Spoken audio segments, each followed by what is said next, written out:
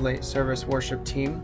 I just wanted to take a couple of minutes and share some encouragement to you as our time in rehearsals is a little bit limited due to the new Wednesday night schedule that's going to be rolling out on the 9th. We'll be rehearsing from 5 to 6 if you're on the team for that week.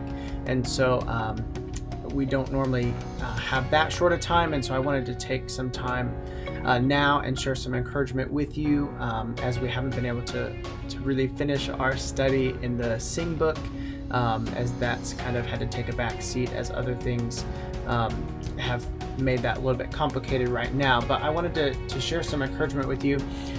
In Luke 10, the story of Mary and Martha, I just want to read to you a little bit here. It says, while they were traveling, Jesus, entered a village, and a woman named Martha welcomed him into her home. She had a sister named Mary, who also sat at the Lord's feet and was listening to what he said. But Martha was distracted by her many tasks, and she came up and asked, Lord, don't you care that my sister has let me serve alone? So tell her to give me a hand. The Lord answered her and said, Martha, Martha, you are worried and upset about many things, but one thing is necessary. Mary has made the right choice, and it will not be taken away from her. Life right now is complicated, it's difficult, it's hard, it's trying, it's makes us weary. I know for me personally, I'm a little bit over wearing the mask, even though realizing that it is in many cases a necessary thing that we need to be doing right now. I'm frustrated with guidelines. My schedule is not the same. There's so many things that I can get distracted with. And as Jesus told Martha, that the things that you're distracted with are not necessary. They're not what you need to be doing.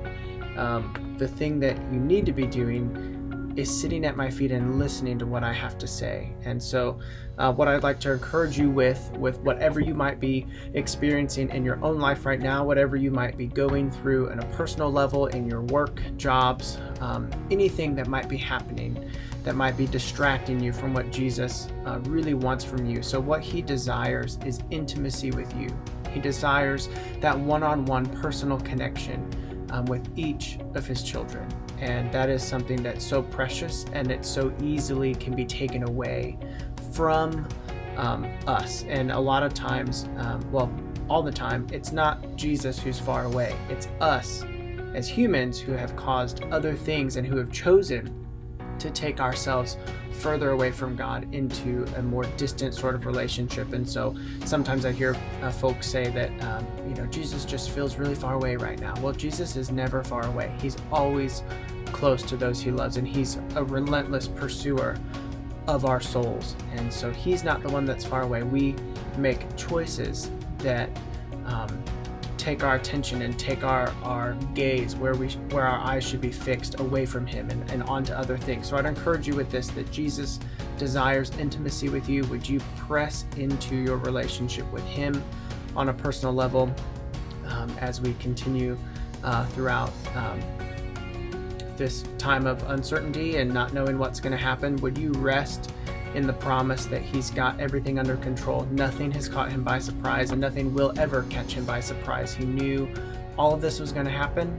He knew that we'd be in this place right now talking about stuff like the coronavirus and restrictions and guidelines, and he knows all those things. And so we just wanted to take a few minutes and encourage you with that he's got this.